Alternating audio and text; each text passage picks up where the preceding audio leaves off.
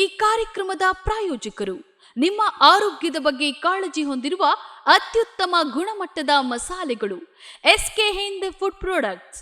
Heat healthy, stay healthy. ದೇಹಕ್ಕೆ ಆರೋಗ್ಯ, ಮನಸ್ಸಿಗೆ ಉಲ್ಲಾಸ ನೀಡಬಲ್ಲ ಹಣಪಾನೀಯಗಳು, ನೈಸರ್ಗಿಕ ಶಕ್ತಿ, ಸರಿಸಾಟಿ ಇಲ್ಲದ ರುಚಿ. ದೀನಾರ್ ಟ್ರೇಡರ್ಸ್ ಮನೆ ಮತ್ತು ಕಟ್ಟಡದ ಸೌಂದರ್ಯಕ್ಕಾಗಿ ಬೇಕಾಗುವ ಉತ್ತಮ ಗುಣಮಟ್ಟದ ಪ್ಲೈವುಡ್, ಫ್ಲೋರಿಂಗ್, MDF, ವೀನರ್ಸ್ ಮತ್ತು ಎಲ್ಲ ಬಗೆಯ ಡೋರ್ಸ್ಗಳಿಗಾಗಿ ಹಿಂದೆ ಸಂಪರ್ಕಿಸಿ 9845631675.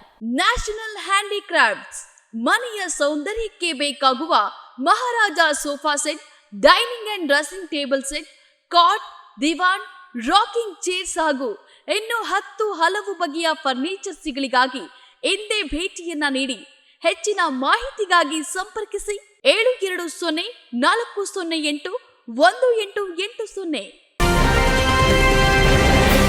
ಪ್ರೈಮ್ ನ್ಯೂಸ್ಗೆ ಸ್ವಾಗತ. ನಾನು ಪವಿತ್ರ ಗೌಡ. ಮೊದಲಿಗೆ ಹೆಡ್ಲೈನ್ಸ್. ಭರತ್ ಶೆಟ್ಟಿಗೆ ಅಡ್ಡೂರು ಗ್ರಾಮದಲ್ಲಿ 826 ಮತಗಳು ನೀಡಿದ್ದು ಪಾಕಿಸ್ತಾನಿಯರೇ. ಭರತ್ ಶೆಟ್ಟಿ ಶಾಸಕರಾಗಲು ಅಯೋಗ್ಯರು, ಕ್ಷೇತ್ರದ ಜನತೆಯ ಕ್ಷಮೆ ಯಾಚಿಸಲೇಬೇಕು. ಇನಾಯತ್ ಅಲಿ ಕಿಡಿ. ಬಲಪಂಥೀಯರೇ ಗಾಂಧಿಯನ್ನ ಕೊಂದು ಹಾಕಿರೋದು, ಗಾಂಧಿ ಕೊಂದ ಗೋಡ್ಸೆಯನ್ನ ಪೂಜೆ ಮಾಡ್ತಾರೆ, ಬೇಸರ ವ್ಯಕ್ತಪಡಿಸಿದ ಸಿಎಂ ಸಿದ್ದರಾಮಯ್ಯ.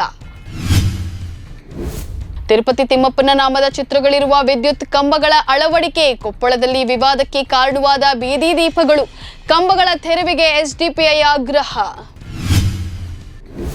ಪ್ರಜ್ವಲ್ ಅತ್ಯಾಚಾರ ಎಸಗಿರೋದು ನಿಜ, ವಿಡಿಯೋ ಚಿತ್ರೀಕರಿಸಿಕೊಂಡಿರೋದು ತನಿಖೆಯಲ್ಲಿ ದೃಢ.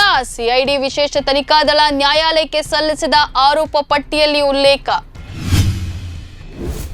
ಆರ್ಎಸ್ಎಸ್ ಚಟುವಟಿಕೆಯಲ್ಲಿ ಪಾಲ್ಗೊಳ್ಳಲು ನೌಕರರ ಮೇಲಿದ್ದ ನಿರ್ಬಂಧ ತೆರವು, 52 ವರ್ಷಗಳ ನಿಷೇಧವನ್ನ ರದ್ದುಪಡಿಸಿದ ರಾಜಸ್ಥಾನ ಸರ್ಕಾರ. ರಾಜಸ್ಥಾನದ ಸರ್ಕಾರಿ ನೌಕರರಿಗೆ ರಿಲೀಫ್.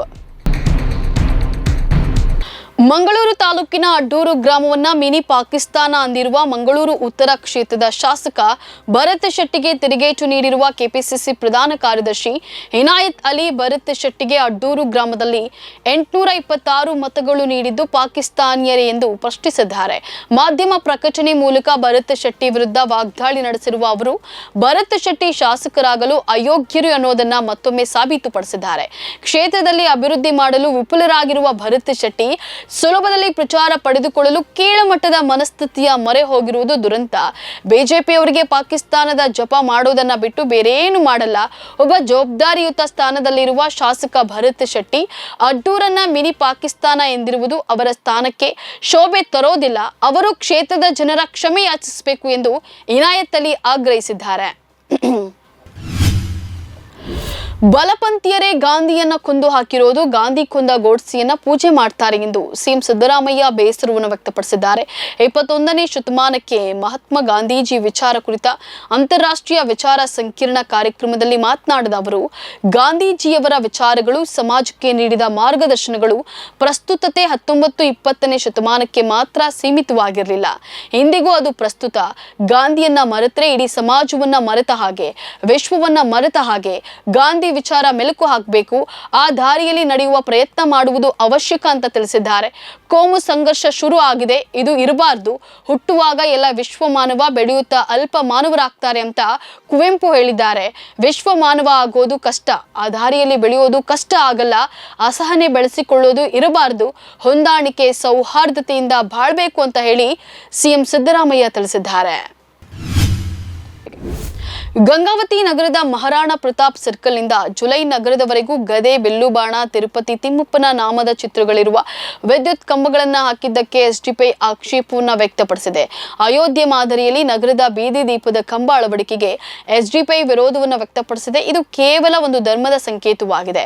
ಇದರಿಂದ ಗಂಗಾವತಿ ನಗರದಲ್ಲಿ ಕೋಮು ಸೌಹಾರ್ದತೆಗೆ ಧಕ್ಕೆ ಆಗ್ತದೆ ಅಂತ ಹೇಳಿ ಆರೋಪಿಸಿದೆ. ಕೆಕೆಆರ್ಡಿಬಿ ಅನುದಾನದಲ್ಲಿ ಕಂಬಗಳನ್ನ ಹಾಕಲಾಗಿತ್ತು, ಆದರೆ ಕಂಬಗಳ ಮೇಲೆ ಗದೆ, ಬಿಲ್ಲುಬಾಣ, ತಿರುಪತಿ ತಿಮ್ಮಪ್ಪನ ನಾಮದ ಚಿತ್ರಗಳಿದ್ದು ವಿದ್ಯುತ್ ಕಂಬಗಳ ತೆರವು ಮಾಡಲು ಎಸ್ಡಿಪಿಐ ಮುಖಂಡರು ಆಗ್ರಹಿಸಿದ್ದಾರೆ. ಕೂಡಲೇ ವಿದ್ಯುತ್ ಕಂಬ ತೆರವು ಮಾಡುವಂತೆ ಎಸ್ಡಿಪಿಐ ಆಗ್ರಹಿಸಿದೆ. ಈ ಬಗ್ಗೆ ಗಂಗಾವತಿ ನಗರಸಭೆ ಆಯುಕ್ತರಿಗೆ ಎಸ್ಡಿಪಿಐ ಮನವಿಯನ್ನ ಸಲ್ಲಿಸಿದೆ. ಮಾಜಿ ಸಂಸದ ಪ್ರಜ್ವಲ್ ರೇವಣ್ಣ ಅತ್ಯಾಚಾರವನ್ನು ನಡೆಸಿ ವಿಡಿಯೋ ಚಿತ್ರೀಕರಿಸಿಕೊಂಡಿರೋದು ತನಿಖೆಯಲ್ಲಿ ದೃಢಪಟ್ಟಿದೆ ಎಂದು ಸಿಐಡಿ ವಿಶೇಷ ತನಿಖಾ ದಳ ನ್ಯಾಯಾಲಯಕ್ಕೆ ಸಲ್ಲಿಸಿದ ಆರೋಪ ಪಟ್ಟಿಯಲ್ಲಿ ಉಲ್ಲೇಖಿಸಿದೆ. ಹೊಳೆ ನರಸೀಪುರ ಠಾಣೆಯಲ್ಲಿ ಎಸ್ಟಿ ರೇವಣ್ಣ ವಿರುದ್ಧ ಲೈಂಗಿಕ ದೌರ್ಜನ್ಯ ಮತ್ತು ಪ್ರಜ್ವಲ್ ರೇವಣ್ಣ ಅವರ ವಿರುದ್ಧ ಅತ್ಯಾಚಾರದ ಪ್ರಕರಣ ದಾಖಲಾಗಿದೆ. ಈ ಎರಡೂ ಪ್ರಕರಣದ ತನಿಖೆ ನಡೆಸಿದ ವಿಶೇಷ ತನಿಖಾ ಸಂಸ್ಥೆ 2144 ಪುಟಗಳ ದೋಷಾರೋಪ ಪಟ್ಟಿಯನ್ನ ಜನಪ್ರತಿನಿಧಿಗಳ ವಿಶೇಷ ನ್ಯಾಯಾಲಯಕ್ಕೆ ಸಲ್ಲಿಸಿದೆ.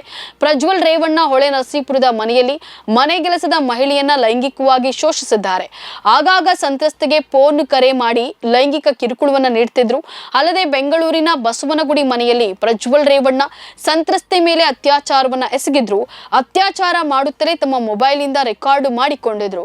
ಈ ವಿಚಾರವನ್ನ ಯಾರಿಗಾದ್ರೂ ಹೇಳಿದ್ರೆ ನಿನ್ನ ಪತಿಯನ್ನ ಜೈಲಿಗೆ ಕಳಿಸುವುದಾಗಿ ಬೆದರಿಕೆಯನ್ನ ಹಾಕಿದ್ರು.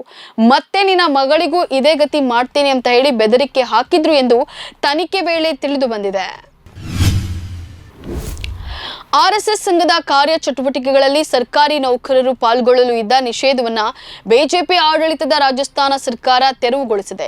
ಆ ಮೂಲಕ ಸರ್ಕಾರಿ ನೌಕರರ ಸಂಘದ ಚಟುವಟಿಕೆಗಳಲ್ಲಿ ಭಾಗವಹಿಸಲು ಇದ್ದಂತಹ 52 ವರ್ಷಗಳ ನಿಷೇಧವನ್ನ ರಾಜಸ್ಥಾನ ರದ್ದುಪಡಿಸಿದೆ.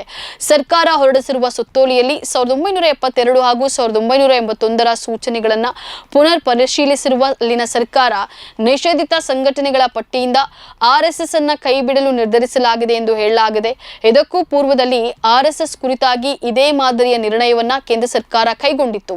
ಹರಿಯಾಣ, ಹಿಮಾಚಲ ಪ್ರದೇಶ, ಮಧ್ಯಪ್ರದೇಶ ಹಾಗೂ ಛತ್ತೀಸ್ಗಢ ಸರ್ಕಾರಗಳು ಆರ್ಎಸ್ಎಸ್ ಚಟುವಟಿಕೆಗಳಲ್ಲಿ ಪಾಲ್ಗೊಳ್ಳಲು ಸರ್ಕಾರಿ ನೌಕರರಿಗೆ ಇದ್ದಂತಹ ನಿರ್ಬಂಧವನ್ನ ಈಗಾಗಲೇ ತೆಗೆದುಹಾಕಿವೆ. ಇವೆಷ್ಟು ಈ ಕ್ಷಣದ ನ್ಯೂಸ್ ಅಪ್ಡೇಟ್ಸ್. ಸಮಾಜಕ್ಕಾಗಿ ನೋಡ್ತಾ ಇರಿ ಕನ್ನಡ ಒನ್ ನ್ಯೂಸ್. ನಮಸ್ಕಾರ.